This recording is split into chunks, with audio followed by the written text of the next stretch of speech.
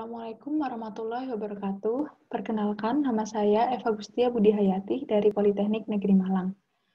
Pada acara SNGBS kali ini, perkenankan saya mewakili kelompok kami untuk mempresentasikan hasil penelitian kami yang berjudul Analisis Pengembangan Usaha melalui Kombinasi Capital Budgeting dan Biaya Relevan. Penelitian ini menggunakan studi kasus pada agrowisata Petik Madu, Lawang, Malang.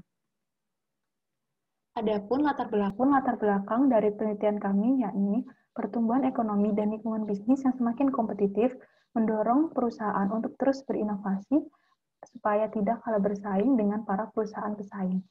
Selain itu, permintaan produk berupa madu yang semakin tahun mengalami peningkatan. Apalagi di saat musim pandemi seperti ini, permintaan produk berupa madu meningkat pesat.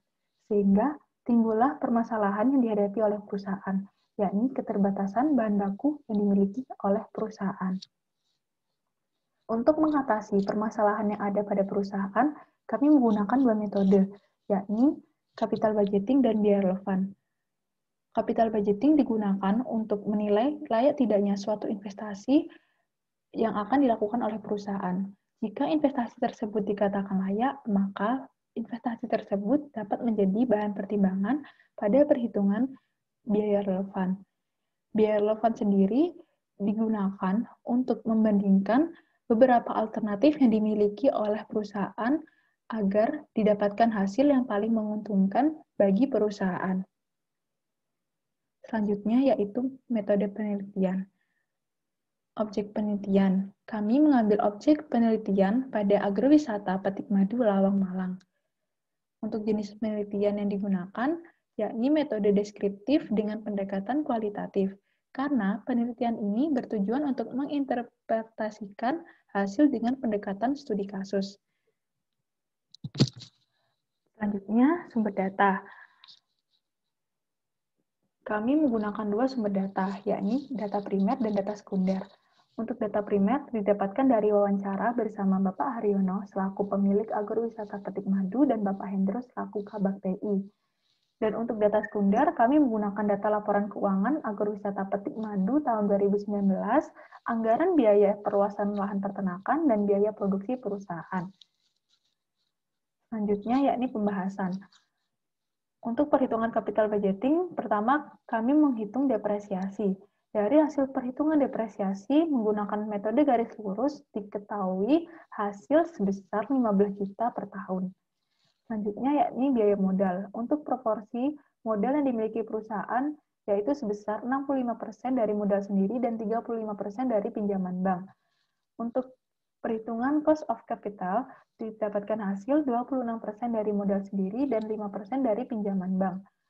Pada perhitungan biaya modal ini, kami menggunakan metode rata-rata tertimbang dan didapatkan hasil sebesar 19% dari kedua jenis modal yang dimiliki oleh perusahaan. Selanjutnya yaitu ramalan pendapatan. Perhitungan ramalan pendapatan untuk 4 tahun yang akan datang menggunakan metode tren linear.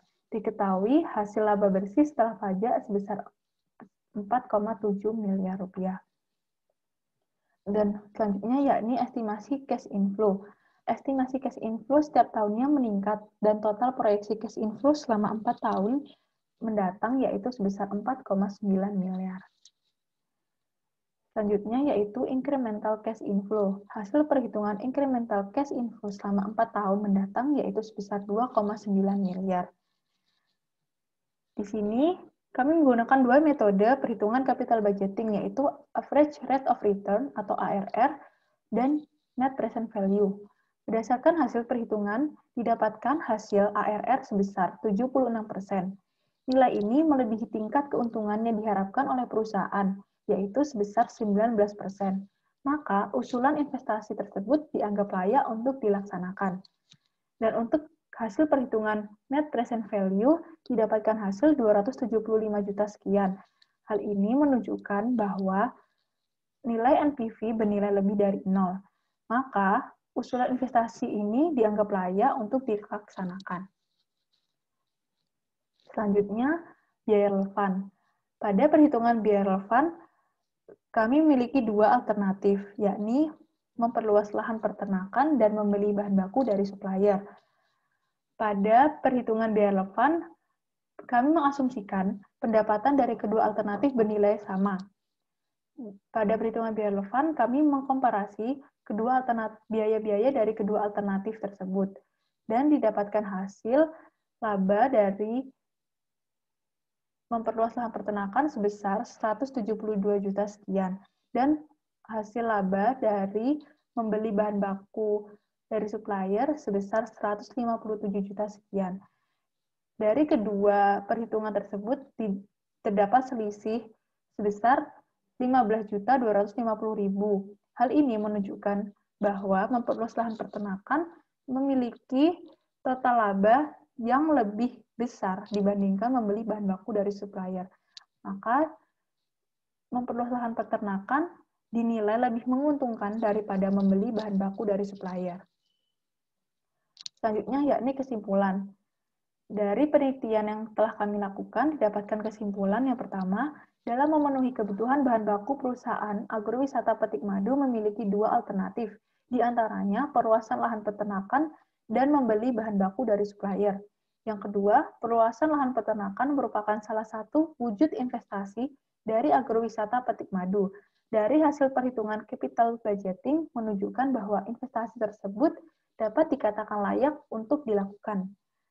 Yang ketiga, hasil penelitian ini didapatkan perbandingan keuntungan dari kedua alternatif yang menunjukkan bahwa memperluas lahan peternakan memiliki selisih laba yang lebih besar daripada membeli bahan baku dari supplier. Sekian presentasi dari saya, kurang lebihnya mohon maaf. Wassalamualaikum warahmatullahi wabarakatuh.